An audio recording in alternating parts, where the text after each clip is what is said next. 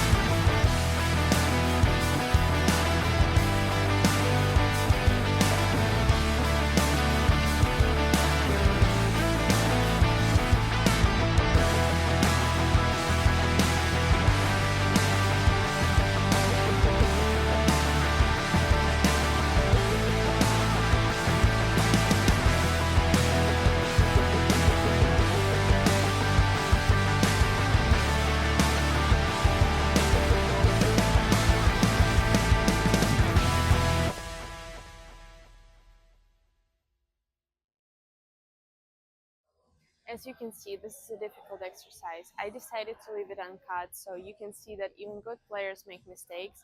You can never be absolutely perfect in exercises like this. In my opinion, the most important thing is not necessarily completion or chasing a certain score. The way I look at it is, what do I learn in the process of doing this exercise over and over again?